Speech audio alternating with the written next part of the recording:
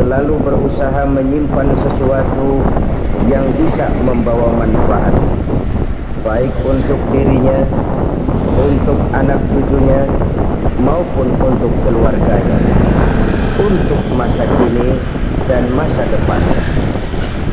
Kadang simpanan itu berbentuk uang, kadang berupa tanah, lain saat berbentuk pabrik, dan lain sebagainya. Sementara masa depan yang paling pasti adalah akhirat. Jika untuk masa depan dunia kita rela memeras keringat, membanting tulang, pergi pagi dan pulang petang, menyimpan uang, menyimpan tanah, menyimpan pabrik, pernahkah kita merenung jika satu saat kiamat datang, kita dibangkitkan dari kubur masing-masing, berdiri di padang mahsyar untuk mempertanggungjawabkan seluruh kegiatan hidup kita di dunia ini, lalu kita akan menuju ke alam akhirat. Sudahkah kita mempunyai simpanan untuk akhirat kita? Pada pertemuan kali ini saya ingin menyampaikan sebuah hadis di mana Rasulullah sallallahu alaihi wasallam bersabda, "Arba'un min kanzil jannah." Simpanan surga ada 4 macam. Yang pertama, ikhfa'us shadaqah, menyembunyikan sedekah. Saudara-saudara kaum muslimin, sebagaimana yang kita maklum bahwa Allah Subhanahu wa taala melebihkan sebagian rezeki dari kita terhadap yang lain. Ada yang kaya, ada yang setengah kaya, ada yang miskin, ada yang setengah miskin, dan selanjutnya.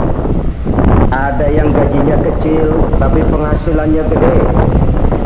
Ada yang penghasilannya gede tapi nggak punya gaji. Ada juga yang memang gajinya gede dan penghasilannya gede. Kelebihan rezeki merupakan sunnatullah dan tidak harus membuat kita merasa lebih dari yang lain. Bahkan sebaliknya, kelebihan itu harus membuat kita ringan tangan untuk menolong mereka yang memang memerlukan pertolongan. Kalau saudara diberikan ilmu, maka pertanyaan akhirat cuma satu: ilmumu kau amalkan untuk apa? Kalau saudara diberikan umur yang panjang, pengadilan akhirat juga bertanya satu: umurmu kau habiskan di mana? Tapi kalau saudara diberikan harta, pengadilan akhirat akan bertanya dua: hartamu kau dapat dari mana? Kau belanjakan kemana? Dari mananya ditanya, dan kemananya juga ditanya. Oleh karena kita akan dimintakan pertanggungan jawab, maka amanah yang bernama harta ini harus kita gunakan dengan sebaik-baiknya. Ada penggunaan yang merupakan kewajiban, itu zakat namanya. Ada penggunaan yang sewaktu-waktu, itu infak namanya. Ada yang lebih sewaktu-waktu lagi, dan itu sedekah namanya. Zakat dia terikat oleh haul dan nisab, oleh putaran batas waktu dan ukuran dari harta itu sendiri. Sedangkan infak terikat oleh situasi dan kondisi perekonomian seseorang. Sedangkan sedekah tidak terikat dengan apapun. Dalam kondisi seperti apapun kita bisa melakukan sedekah dengan yang terkecil sekalipun. Sampai-sampai Rasulullah sallallahu alaihi wasallam mengajarkan, la tahqiranna minal ma'rufi syai'an walau an talqa akhaka biwajhin talik. Atau ada hadis, tabassumuka fi wajhi akhika laka shadaqah. Senyumanmu kepada temanmu adalah sedekah. Jadi untuk melakukan sedekah tidak harus dalam berbentuk uang. Dengan ilmu kita bisa sedekah, dengan tenaga kita bisa bersedekah, dengan pikiran kita bisa bersedekah, bahkan senyum kepada teman itu pun sedekah. Jadi kalau sedekah dengan uang memang belum punya uang, nyengir aja banyakin. Itu asal pada tempatnya, jangan lalu ketemu tiang listrik cengengesan. Tentu tidak pada tempatnya dan tidak wajar. Nah, sedekah yang paling dicintai Allah adalah sedekah yang disembunyikan. Artinya, jauh dari sifat riya. Kan kadang-kadang ada orang sedekah itu disebutkan namanya, apa tidak bagus? Kalau memang niatnya ikhlas, ya bagus-bagus saja. Untuk memberikan sugesti kepada yang lain. Di Fulan bin Fulan nyumbang sekian, diumumkan. Boleh kalau niatnya untuk memberikan rangsangan kepada yang lain supaya dia menyumbang lebih besar dari orang tadi. Tapi kalau itu mendatangkan riya, maka sedekah yang paling dicintai Allah adalah sedekah yang disembunyikan. Tangan kiri saja tidak tahu apa yang diberikan oleh tangan kanan. Sedekah yang dilakukan dengan ikhlas akan merupakan perbendaharaan surga, tersembunyi dari pandangan orang lain, tidak seorang pun tahu. Karena memang sikap yang baik adalah melupakan kebaikan dan mengingat kesalahan. Itu salah satu ciri orang bahagia.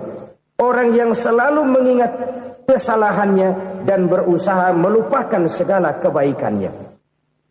Kalau dia akan ada kebaikan, dia tidak bisa ikut, dia merasa rugi karena dia merasa belum pernah berbuat baik. Tapi kalau akan melakukan kesalahan baru, dia ingat kesalahan yang sudah-sudah, sehingga terhalang baginya untuk melakukan satu kesalahan baru. Demikianlah saudara-saudara, bahwa Allah melebihkan rizki sebagian kita dari yang lain, agar terjadi tolong-menolong dalam kehidupan ini. Jadi kesenjangan yang nature, kesenjangan yang alami, itu sunnatullah. Ada yang kaya, ada yang miskin, ada yang kelas menengah. Nah, kenapa lalu sekarang kita berusaha mengentaskan kemiskinan? Oleh karena adanya kesenjangan struktural. Kalau yang kaya bisa semakin kaya, kenapa yang miskin tidak bisa naik jadi ikut sedikit kaya? Sebab pada dasarnya Islam adalah agama yang sejak turunnya sudah berupaya memerangi kemiskinan. Bahkan dikatakan kemiskinan itu mendekatkan kepada kekufuran. Orang kalau miskin udah dekat banget sama kafir. Gampang menjadi kafir. Berapa banyak saudara-saudara kita yang oleh karena soal perut, oleh karena soal materi, terpaksa meninggalkan dan menanggalkan akidahnya. Menjual petunjuk yang diberikan Allah dengan kesenangan dunia yang cuma sebentar ini. Na'udzubillah, summa na'udzubillah. Jadi makin kita sembunyikan satu sedekah, semakin banyak perbendaharaan kita di surga. Sedekah yang paling dicintai Allah adalah sedekah yang disembunyikan. Malahan ada seorang sufi, dia punya kebiasaan kalau pergi sholat Jumat dia bawa uang, itu uang dia taruh di bawah tikar masjid. Dia niat sedekah kepada siapa saja yang nemuin itu duit. Maksudnya apa? Supaya yang nemuin nggak tahu siapa yang punya duit. Demikian dia saking ingin menyembunyikan sedekahnya. Karena sifat riya itu bisa memakan amal kita sendiri. Riya itu termasuk menyebut-nyebut kebaikan kita. Orang yang suka nepuk dada, sedikit-sedikit ngitungnya kalau nggak gua. Tuh kalau nggak gua tuh. Tuh yang belas itu kalau nggak gua, kalau nggak gua. Iya kalau nggak lu kenapa emang? Orang yang suka menepuk jasad. Biasanya memang begitu saudara-saudara. Kalau perang lagi berkecamuk, orang nggak sempat ngaku jadi pahlawan. Tapi begitu perang selesai, yang kagak kenal bedil ngaku pahlawan, mas. Itu sesuatu yang biasa. Oleh karenanya, orang-orang yang ikhlas dalam bersedekah, disembunyikannya sedekah itu, Allah cinta betul. Malahan ada hadis memberikan jaminan, inna sedaqatal mar'il muslimi tazidu fil umri wa tadfa'u mitatas su'i. Sesungguhnya sedekahnya seorang mukmin tazidu fil umri, bisa menambah umur panjang. Wa tadfa'u mitatas su'i, dan menyelamatkan manusia dari mati secara su'ul khatimah. Jadi siapa yang kepengen panjang umur, banyaklah sedekah. Yang bosan hidup, pelit terus. Sedekah menambah panjang umur dan menyelamatkan manusia dari mati secara su'ul khatimah. Pak, katanya umur itu nggak bisa ditambah, nggak bisa dikurangin. Kapan? Kalau ajal sudah datang. Wa idza jaa ajaluhum la yastakhiruna sa'atan wa la yastaqdimun. Kalau ajal datang tidak bisa dimajukan, tidak bisa dimundurkan. Itu kalau ajal sudah datang. Tidak bisa lagi umur ditambah dikurangi, sudah datang. Tapi kalau belum datang, itu kan haknya Allah. Mau ditambah, mau dikurangi, hak prerogatif Allah. Sebagai pencipta manusia, Allah Maha Kuasa dan Maha Mampu. Sedekah ini menambah panjang umur dan menyelamatkan manusia dari mati secara su'ul khatimah. Orang mati kan sama ya, kondisinya mati, nggak nafas. Tapi hakikat mati kan lain-lain. Ada yang mati itu husnul khatimah, baik akhirnya. Misalnya lagi ngaji mati, lagi sholat mati, lagi sedekah mati. Ini yang dinamakan dengan husnul khatimah, baik di akhirnya. Sebaliknya ada yang su'ul khatimah, jelek di akhirnya. Ini yang jadi catatan akhir. Lagi nyekek botol, mampus. Lagi banting kartu, modar. Su'ul khatimah, jelek pada akhirnya. Sedekah menyelamatkan manusia dari mati secara su'ul khatimah. Dan kita semua kepengen mendapat husnul khatimah, jauh dari su'ul khatimah.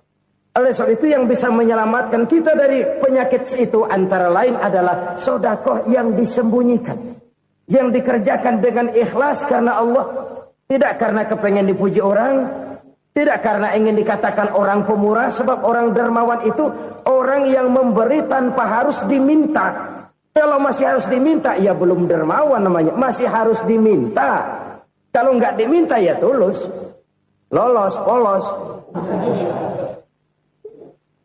Saudara-saudara kaum muslimin rahimakumullah. Harta adalah amanat dan akan kita pertanggungjawabkan. Allah melebihkan rizki sebagian kita dari yang lain agar kita saling tolong menolong, bantu membantu. Nabi janjikan siapa yang meringankan beban saudaranya muslim di dunia, Allah akan meringankan bebannya di akhirat nanti. Sebuah jaminan dari baginda Nabi. Si orang yang kita bantu barangkali tidak bisa membalas, Allah yang akan membalas lewat jalan lain yang tidak pernah kita sangka-sangka. Ada orang tanya, Pak, ini ada orang nyumbang masjid sambil marah-marah, gimana? Saya bilang sumbangannya aja ambil, marahnya jangan. Marahnya jangan diambil, itu urusan dia. Saudara-saudara kaum muslimin rahimakumullah. Umat Islam ini kan umat yang punya potensi besar. Kadang kita merenung, kenapa kadang-kadang pembangunan masjid kok lambat sekali? Kalau hotel hari ini peletakan pertama, bulan depan peresmian. Supermarket hari ini peletakan batu pertama, minggu depan peresmian. Tapi kalau sudah yang namanya masjid, kadang-kadang peletakan batu pertama sekaligus jadi batu terakhir. 3 tahun, 4 tahun, campur nebar jalak di jalanan, duit dijaring kayak ikan sepat. Apa tidak ada orang Islam yang kaya? Banyak. Apa tidak ada pengusaha muslim yang jadi konglomerat? Ada. Lalu yang belum banyak itu yang komit terhadap nilai-nilai agamanya. Akhirnya kita jatuh jadi umat yang lemah. Belum ada pengusaha konglomerat muslim buka pabrik supermi cap bedug misalnya umpamanya atau pabrik kecap cap sorban supaya identitas keislamannya sedikit kelihatan. Kita jatuh jadi umat yang lemah karena potensi tidak terinventarisir dengan baik. Kita ini ibarat kompor yang cuma matengin nasi orang lain. Potensi kita dimanfaatkan oleh orang lain. Ukhuwah Islamiyah kita baru terbatas kepada silaturahmi. Ukhuwah di bidang ekonomi kita lemah, ukhuwah di bidang kebudayaan kita lemah, apalagi ukhuwah di bidang politik kita lebih rapuh lagi. Padahal ukhuwah itu adalah totalitas kehidupan manusia, menyangkut ipolek sosbud, memerlukan nilai-nilai ukhuwah. Jadi oleh karena itu mari kita menyadari di dalam harta kita, walaupun kita yang cari, pergi pagi, pulang sore, peras keringat, banting tulang, di sana ada harta anak yatim. Di sana ada hak masjid. di sana ada hak pesantren, di sana ada hak jihad. Berbahagialah seseorang apabila dia oleh Allah dijadikan keran. Keran itu menyimpan air, tapi tidak untuk dirinya, tapi disalurkannya kepada mereka yang memang memerlukannya. Saudara-saudara kaum muslimin rahimakumullah, ini yang pertama. Jadi perbendaharaan surga adalah menyembunyikan sedekah. Orang lain nggak tahu, kita pun nggak pernah ngitung-ngitung. Kita anggap lewat begitu saja, padahal itu deposit akhirat. Satu. Yang kedua, perbendaharaan surga itu apa? Wa kitmanul musibah, menyembunyikan kesulitan. Kadang orang takut menghadapi kesulitan, tapi makin kita merenung, hidup ini kan sebenarnya urusan. Takut sama urusan, ya jangan hidup. Tandanya orang hidup itu kalau punya urusan. Urusan melupakan problem. Problem sering menimbulkan kesulitan. Kesulitan bukan untuk ditakuti, tapi untuk diatasi dan dicarikan jalan keluarnya. Siapa sih orangnya yang gak pernah sulit-sulit? Makin tinggi status sosialnya, makin gede urusannya. Makin tinggi kualitas imannya, makin berat tingkat kesulitannya. Cuma memang yang namanya enak itu seperti pelangi. Biang lala itu nggak pernah di atas kepala kita, di atas kepala orang melulu. Lo sih enak lo, kata kita. Dia juga bilang yang enak kan lo. Pelangi itu nggak pernah di atas kepala kita. Kata tukang beca, aduh enak ya naik Mercy. Kata tukang beca, apa yang di dalam mobil Mercy? Aduh enak bener tukang beca, di jok ngeringkuk ngorok pules bener. Saya kamar pakai AC, sejuk, tempat tidur sutra, empuk, alga, spring bed, pulak kulik, nggak bisa pules kalau belum minum Valium, belum tidur. Enak bener tukang beca, di jok ngorok nggak tahu wetan kulon. Si tukang beca bilang yang di Mercy enak, yang di Mercy bilang tukang beca enak. Inilah enak, nggak pernah di atas kepala kita, di atas kepala orang lain melulu enak itu. Nah, saudara-saudara, yang merupakan perbendaharaan surga itu orang yang bisa menyembunyikan kesulitan, baik pribadi ataupun rumah tangga. Nih terutama rumah tangga yang jadi soalnya. Kadang-kadang kita ini kalau senang, sebaliknya kalau senang kita diam, kalem aja, cuek. Banyak banget duit kita bawaan, diam aja udah. Malah ketemu orang takut. Tapi begitu susah, sekampung tahu. Padahal Nabi mengajarkan perbendaharaan surga itu menyembunyikan musibah, menyembunyikan kesulitan. Kalau enak, cerita sama orang-orang. Kalau nggak enak, rasain sendiri, tekan sendiri, atasin sendiri. Kita kan sebaliknya. Senang kita diam, asal lagi susah, paling tidak kita nyari teman buat cerita kesusahan. Siapa orangnya yang nggak pernah susah? Cuma soalnya bagaimana kita mengatasi kesusahan itu sendiri. Begitu juga misalnya kalau orang sudah berumah tangga, itu orang tuanya harus menjadi tempat dia cerita yang enak-enak saja. Yang nggak enak rasain berdua, selesaikan berdua, atasin berdua. Jangan dibalik. Asal senang diam, giliran susah saja. Maknya laporan. Terbalik. Bisa menjaga security informasi. Maka nama bayam keluar diam, malah seluitan. Enak amat lo makan daging ayam. Security informasi. Saudara-saudara kaum muslimin rahimakumullah. Ujian yang terberat itu yang pernah diberikan kepada para nabi, para rasul, para aulia, para ulama. Makin tinggi keimanan, makin berat bentuk kesulitan. Ayo saya kemukakan satu contoh saja. Ada seorang nabi yang kaya, nabi kaya, namanya Nabi Ayub. Iblis kalau orang begini kan keki, ibadahnya rajin, kaya. Nih yang kayak begini susah digodain. Kalau ibadahnya rajin, miskin, kali bisa disogok. Sini imannya mantap, ibadahnya rajin, kaya, nabi lagi. Tapi namanya iblis, nggak kurang akal. Laporan, Tuhan, kenapa Les? Ya ini bahasa saya, bahasa Qurannya sih nggak gitu. Itu hambamu yang namanya Ayub, dia rajin ibadah cuma karena dikasih kaya aja. Coba kasih miskin dia, berhenti dia sembahyang. Ah, kamu bisa aja. Saya tahu Ayub itu hambaku yang ikhlas. Saya buktiin Tuhan, silahkan. Dibuktiin lah, iblis turun ke alam ini. Yang mula-mula dia lakukan, dia rusak sawah ladang Nabi Ayub. Dia binasakan binatang ternak Nabi Ayub. Sehingga dalam waktu singkat, jatuhlah Nabi Ayub dari orang paling kaya jadi orang paling miskin. Beliau masih ibadah di mihrab dalam masjid. Datang iblis. Saudara Ayub, ya, lagi ngapain? Ibadah. Nyembah Allah, nyembah Allah. Oh, percuma. Kenapa?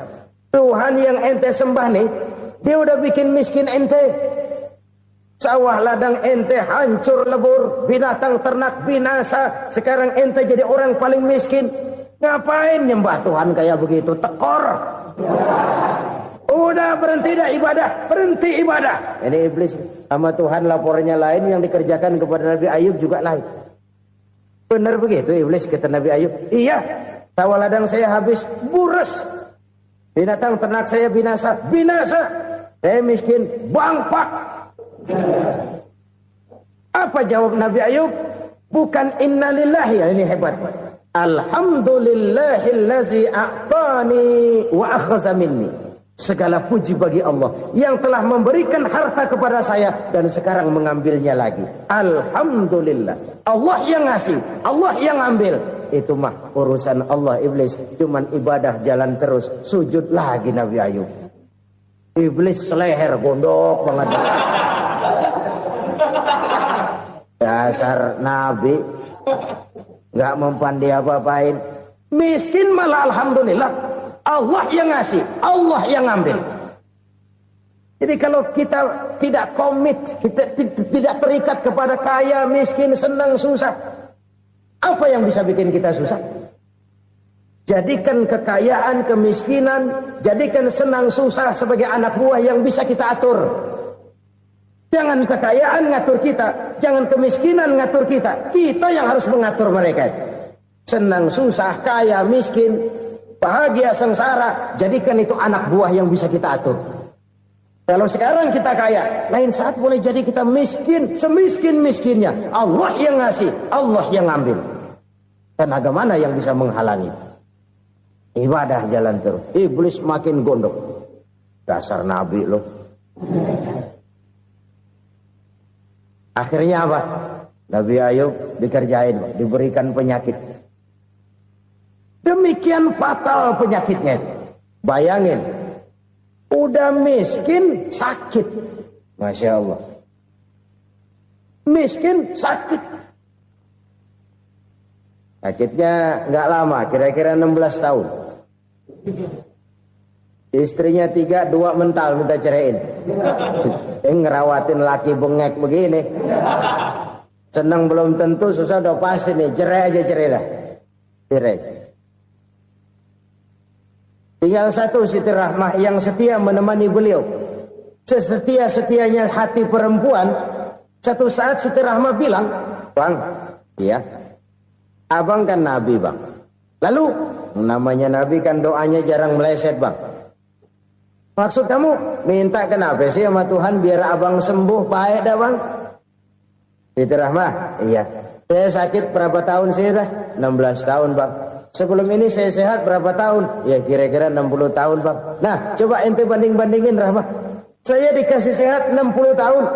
Dikasih sakit 16 tahun. Sudah nggak sabar mau doa kepada Allah minta sembuh. Saya malu kepada Allah. Diuji dengan yang luar biasa seperti ini, tidak mengganggu stabilitas kehambaannya. Dia tetap menghamba kepada Allah Subhanahu wa ta'ala. Saudara-saudara kaum muslimin rahimakumullah. Kunci menghadapi kesulitan itu apa? Allah jelaskan dalam satu ayat, wa basyiris sabirin alladzina iza asabathum musibah qalu inna lillahi wa inna ilaihi raji'un. Gembirakan orang-orang yang sabar Siapa mereka itu? Yang apabila mendapat musibah mereka kembali kepada keyakinan dasar, segalanya dari Allah dan segalanya akan kembali kepada Allah. Ini konsepsi dasar dari sikap muslim dalam menghadapi berbagai kesulitan. Segalanya dari Allah, segalanya akan kembali kepada Allah. Kalau ini sudah kondisi dasarnya, maka kita akan lapang menghadapi kenyataan bagaimanapun pahitnya. Apakah itu namanya miskin, apakah itu namanya sakit, bahkan maut sekalipun. Maut sekalipun. Segalanya dari Allah, segalanya akan kembali kepada Allah. Ini sikap hidup, bukan sekedar ucapan.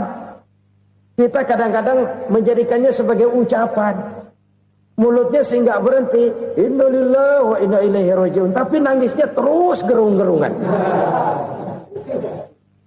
Bukan itu, ini kesadaran moral. Kalau segalanya dari Allah, segalanya kembali kepada Allah, kan sebenarnya cuma nunggu giliran.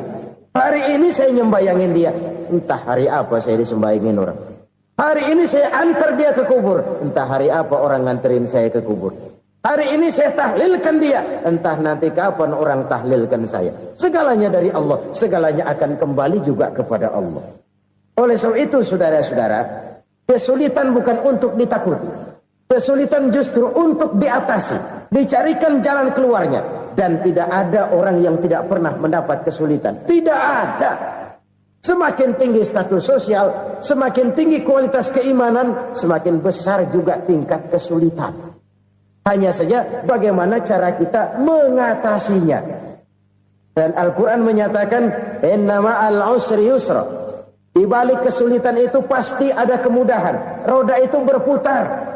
Karena itu Rasulullah sallallahu alaihi wasallam mengingatkan kepada kita, ta'arraf ilallahi firraha ya'rifka fisyiddah.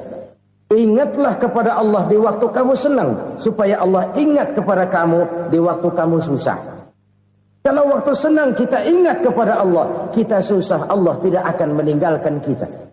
Tapi kalau waktu senang kita jauh dari Allah, sujud tidak sempat, dengan masjid jauh, ketika senang kita lupakan Allah. Nanti begitu kita susah, Allah lupakan kita. Dan itu menyakitkan. Oleh karena itu orang-orang tua kita dulu bilang, kalau lagi sehat ingat-ingat, lu bakal sakit nanti. Kalau lagi kaya ingat-ingat, satu saat kita bakal jatuh miskin. Bahkan kalau lagi muda ingat-ingat kita bakal tua. Dan yang terpenting, kalau lagi hidup ingat-ingat kita bakal mati. Saudara-saudara kaum muslimin rahimakumullah. Jadi yang kedua yang merupakan perbendaharaan surga, menyembunyikan musibah. Saudara-saudara kaum muslimin rahimakumullah. Hal ketiga yang merupakan perbendaharaan surga adalah wasilatur rahmi. Orang yang suka bersilaturahmi. Sebagaimana yang kita maklum bahwa manusia adalah makhluk yang disebut zon politika. Makhluk sosial yang tidak mungkin hidup sendiri-sendiri. Betapa dan siapapun kita memerlukan orang lain. Bodoh betul manusia kalau tinggal di tengah masyarakat tapi tidak mau bermasyarakat. Merasa hebat sendiri, pinter sendiri, gagah sendiri, kaya sendiri. Mungkin kalau mati juga ngubur sendiri. Jangankan kita di sini, di sorga saja Nabi Adam waktu sendirian bengong melulu, ngondar mandir. Allah tegur dam sepi dam. Ya ini kalau bahasa saya.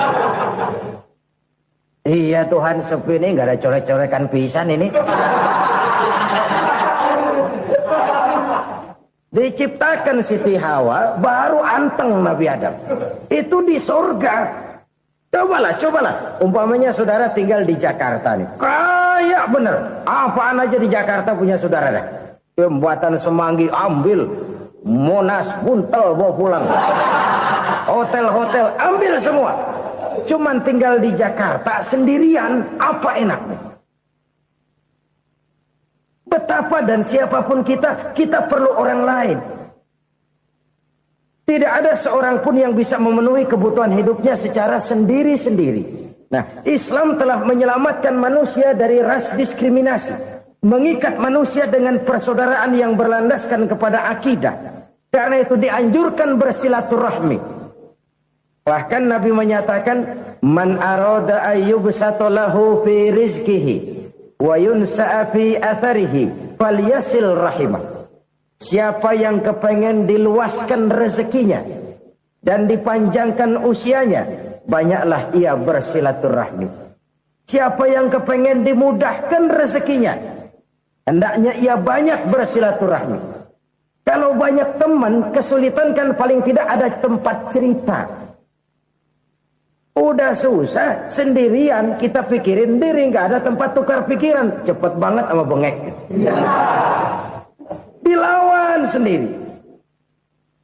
Nah, secara makro kita bisa berkata, tidak mungkin ada kemenangan kalau tidak ada kekuatan.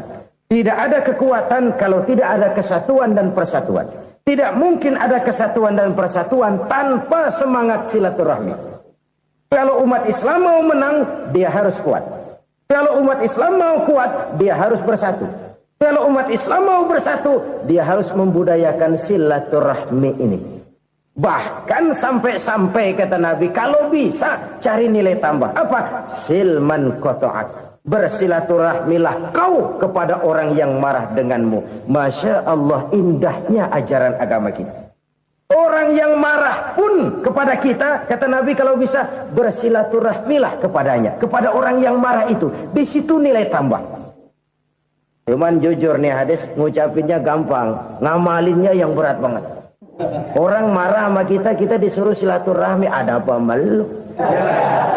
Lu marah, ada gua marahan lagi. Tunggu pikirin. Saudara-saudara kaum muslimin rahimakumullah. Tapi ini yang diajarkan, bahkan ini yang dicontohkan oleh baginda Rasul. Bagaimana begitu mudah? Misalnya satu saat Abu Jahal ini ngatur strategi bagaimana bikin Muhammad celaka. Dia gali lubang di depan tempat tidurnya. Dia tutupin daun korma. Terus dia panggil seseorang, ke sini. Kasih tahu Muhammad, pamannya sakit keras, minta ditengokin. Berangkat orang ini ke sana. Muhammad, labbaik. Pamanmu sakit keras, dia minta ditengokin. Baik, saya akan datang menjenguk beliau. Berangkatlah Nabi ke rumah Abu Jahal tanpa prasangka apapun. Abu Jahal udah pasang setil, selimut 3 rangkap setengah dipakai. Persis kayak orang meriang. Tapi sembari ngintip dari balik selimut. Begitu Muhammad buka pintu, nah, masuk perangkap nih. Muhammad jalan menuju tempat pembaringan. Makin lama makin dekat, makin lama makin dekat. Makin dekat ke lubang yang dipasang oleh Abu Jahal itu. Dalam hati Abu Jahal, terus dah jatuh, mampus dah lu ini. Mampus lu hari ini nih. Apa yang terjadi? Malaikat Jibril datang. Muhammad, pamanmu cuma pura-pura sakit. Di depan tempat tidurnya ada lubang perangkap supaya kamu jatuh ke situ. Sudah, kamu pulang. Balik kanan Nabi. Sudah hampir jatuh ke lubang, balik kanan, pulang. Bayangin kecewanya Abu Jahal. Muhammad dikit lagi, Muhammad dikit lagi. Enggak paman, saya pulang aja. Emosi bangun dari tempat tidur, enggak sadar kalau lagi pura-pura sakit. Lompat ngejar Nabi, dia lupa dengan lubang yang dia gali. Serak, nyemplung sendiri ke dalam lubang.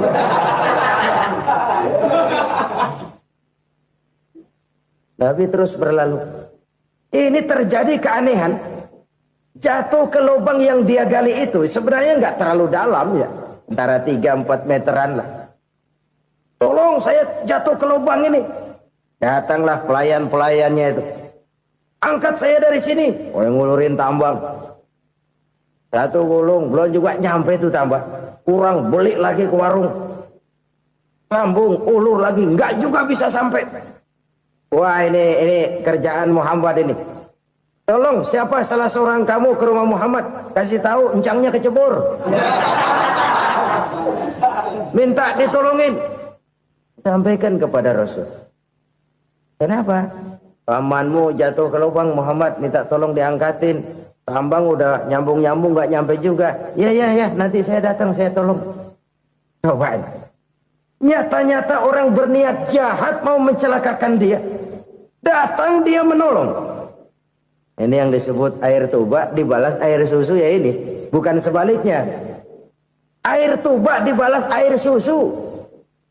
Paman, kecebur ya? Iya Muhammad, tolong ini. Pegang tangan saya. Nabi ulurkan tangannya. Nyampe. Dipegang oleh Abu Jahal. Diangkat ke atas. Sampai atas. Apa kata Abu Jahal? Sihirmu memang hebat Muhammad. Udah ditolongin dikata sihir. Yang enak kita kemplang kan itu orang begitu.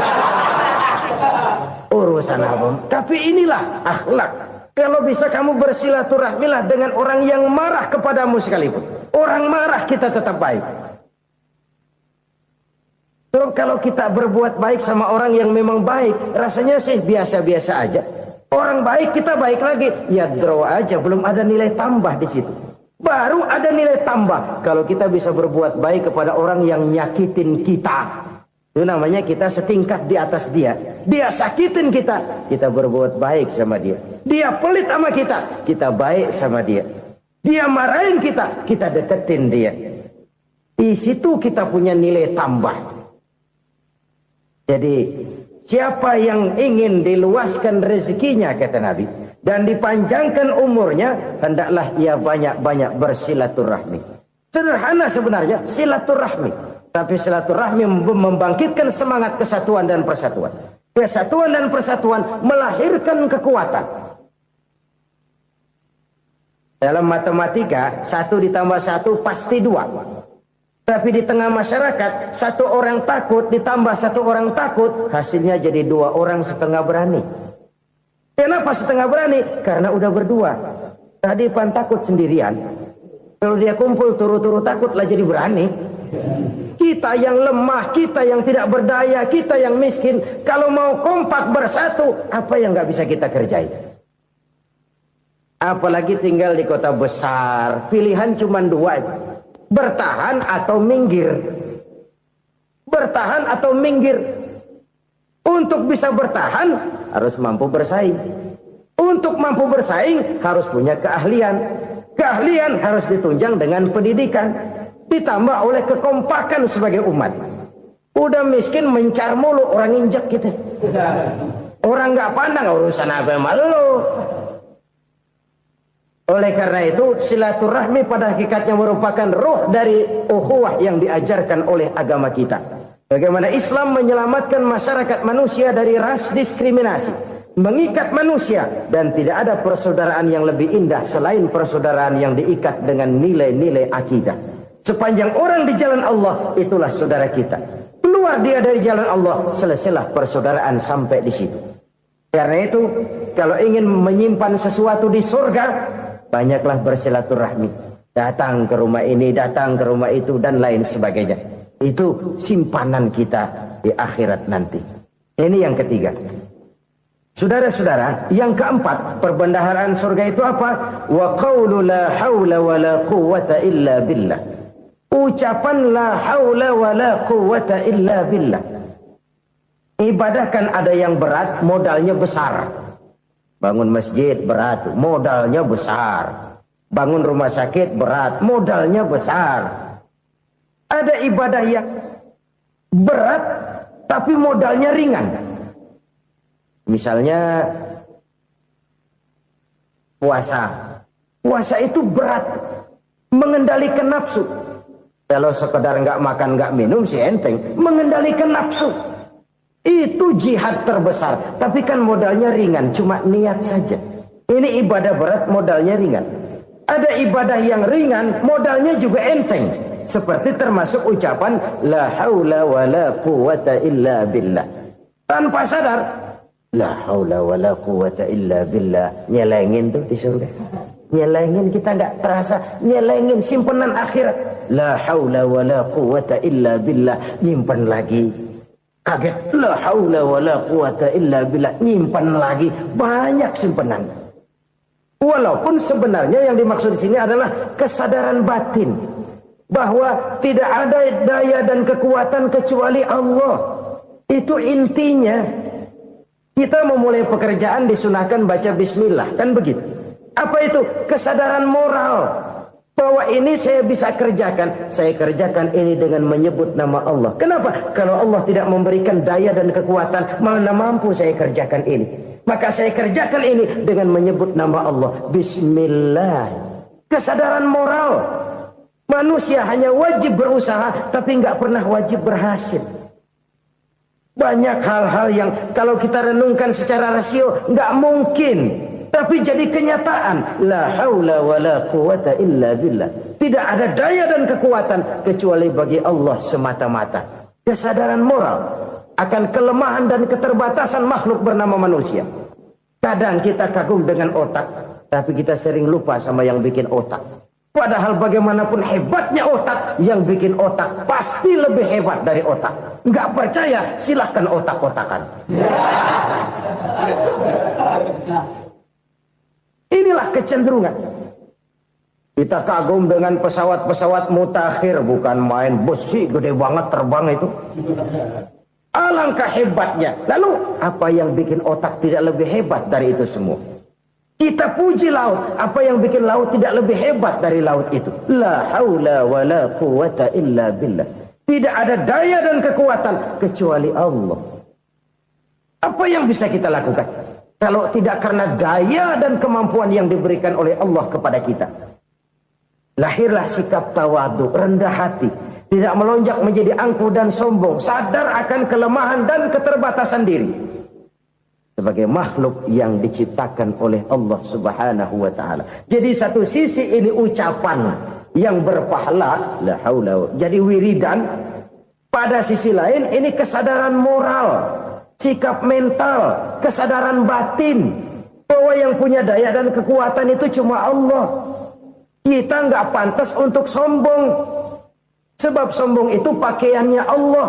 Kita nggak sedang pakai pakaian Allah, kegedean. Dan makin kita renungi, makin terbentur. Apa sih yang bisa kita sombongin? Kita mau sombong apa? Kaya, pintar, itu kan semua relatif. Di atas langit masih ada langit lagi. Jadi oleh karenanya, marilah kita menyadari. Manusia hanya wajib berusaha, tapi tidak pernah wajib berhasil. Yang berusaha saja tidak wajib berhasil, apalagi yang tidak berusaha. Islam bukan agama orang pemalas yang selesai sholat lalu enggelohom, enggelenggem ayem-ayem. Tapi Islam bukan agama orang sombong yang setelah berusaha lalu tidak memerlukan Allah. Kita bisa saja bikin proyeksi, tahun sekian kita bakal panen besar menurut perhitungan otak. Tapi ada kejadian lain. Apa? Tikus ngambek. Habis itu dimakanin tikus, panen gagal. Proyeksi rasional gagal oleh tikus-tikus yang ngambek itu. Bisa saja terjadi. Tahun depan kita panen besar, urung. Kenapa? Musim panas panjang. Lalu sekarang ini koran-koran bikin berita musim mengalami penyelewengan.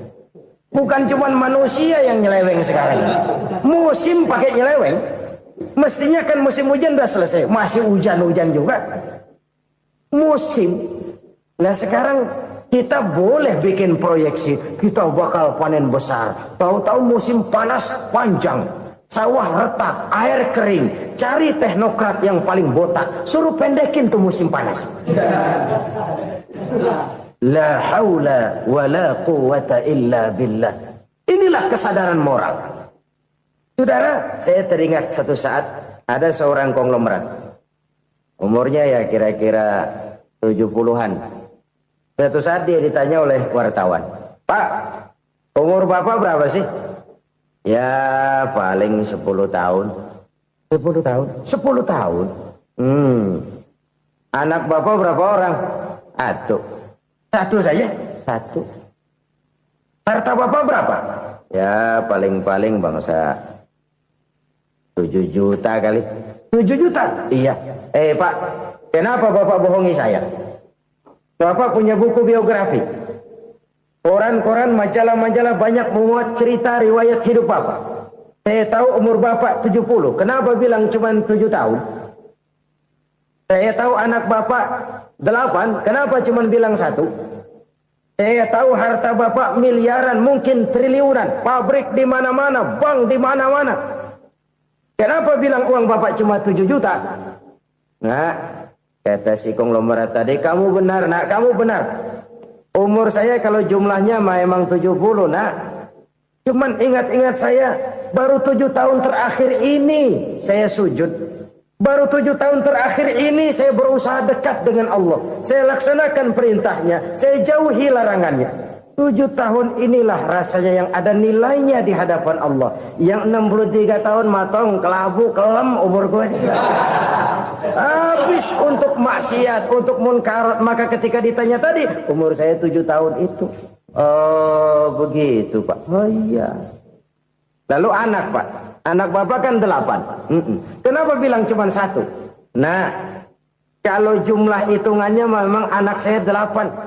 Tapi dari 8 orang ini rasanya cuma 1 nih. Yang bakal jadi buah hati, belahan jantung.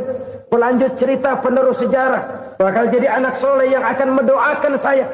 Cuma 1 rasanya anak saya ini yang bakal jadi buah hati saya.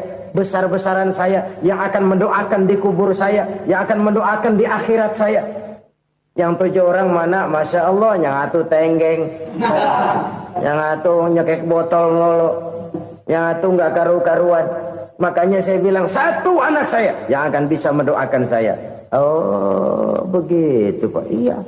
Nah harta Pak, harta bapak kan triliunan, pabrik bapak di mana-mana, uang bapak hampir di tiap bank-bank besar. Kenapa bilang cuma 7 juta? Betul kau nak. Harta saya kalau jumlahnya memang miliaran, triliunan mungkin. Tapi yang saya ingat baru 7 juta tuh yang saya belanjakan di jalan Allah. Saya nyumbang masjid, saya santuni yatim piatu, saya bantu pembangunan pesantren, saya bantu pembangunan rumah sakit Islam. Itu yang akan saya bawa pulang ke akhirat, yang 7 juta itu. Yang triliunan itu nanti akan diperebutkan oleh anak-anak saya sebagai waris saya. Jadi harta saya 7 juta itu yang bakal nemenin saya di akhirat. Yang akan saya bawa pulang jadi teman saya. Saudara-saudara kaum muslimin, jangan-jangan orang tua itu adalah kita-kita ini. Jangan-jangan kita-kita ini adalah orang tua itu. Jangan-jangan itu potret dari diri kita masing-masing. Dari sekian umur yang diberikan Allah, berapa tahun yang ada nilainya di hadapan Allah? Dari sekian anak-anak yang merupakan amanah, berapa yang akan mendoakan kita sebagai orang tuanya menjadi anak soleh? Dari sekian banyak harta yang diberikan Allah, berapa yang akan kita bawa pulang menghadapnya nanti, yang kita belanjakan di jalan Allah? Ini sebuah potret kehidupan. Karena itu kita kembali kepada la haula wa la quwwata illa billah. Kita wajib berusaha, kita wajib berikhtiar. Selebihnya, segala daya dan kekuatan hanya milik Allah saja semata-mata. Satu kesadaran batin dari setiap pribadi muslim. Setelah ia berusaha dan berikhtiar, ia menyerahkannya kepada Allah Subhanahu wa ta'ala. Jadi, satu sisi ini merupakan wiridan ucapan yang mengandung pahala. Pada sisi lain, ini merupakan sikap batin dari seorang muslim di dalam ia menghadapi realitas kehidupan ini. Saudara-saudara kaum muslimin, rahimakumullah. Kalau ini kita jadikan satu basis kehidupan, maka ini akan menyelamatkan manusia dari kemungkinan tergelincir menjadi orang yang lupa diri dan lupa darat. Sebab itu Imamul Ghazali berpesan, jadidis safinah fa innal bahra amiq wa khuziz zad fa inna safara ba'id wa khaffifil hamla fa innal hamla sadid. Perbarui selalu kapalmu karena lautan sangat dalam. Bawa bekal yang banyak karena perjalanan ini sangat jauh. Ringankan beban karena kebanyakan beban akan menyakitkan. Alangkah indah kalimat ini, alangkah dalam makna yang terkandung di sana. Perbarui selalu kapalmu karena lautan sangat dalam. Apa artinya ini? Jaga mentalmu baik-baik. Pelihara imanmu baik-baik karena hidup penuh cobaan seperti lautan. Kita kalau berlayar di lautan kan kadang-kadang tenang, angin bertiup sepoi-sepoi basah. Jika malam datang bintang gemintang bertabur menghias cakrawala. Rembulan memantulkan sinarnya dengan indah. Dalam keadaan begitu berlayar enak.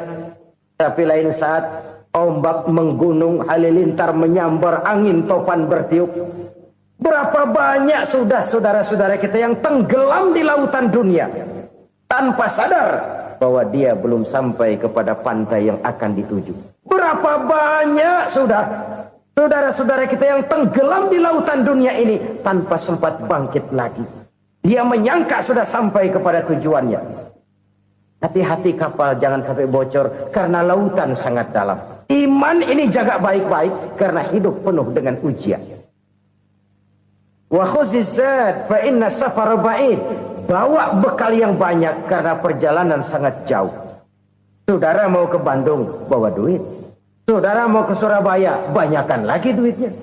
Saudara mau ke Mekah, gepokan, iketan tuh duit nggak lembaran lagi. Makin jauh perjalanan, makin banyak bekal yang harus kita bawa.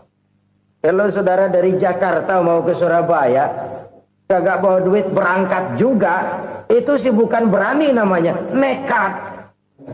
Sampai Surabaya belum tentu, sengsara di jalan udah pasti. Kenapa? Nggak bawa bekal berangkat. Sama juga kita nih, misalnya belum sempat sembahyang, mati. Waduh, berani banget orang. Belum punya bekal, mati. Sengsara di jalan. Atau bekal tidak cukup. Dari Jakarta saudara mau ke Surabaya, bawa duit 500 perak. Paling jauh Cikampek nyampenya itu. Paling jauh.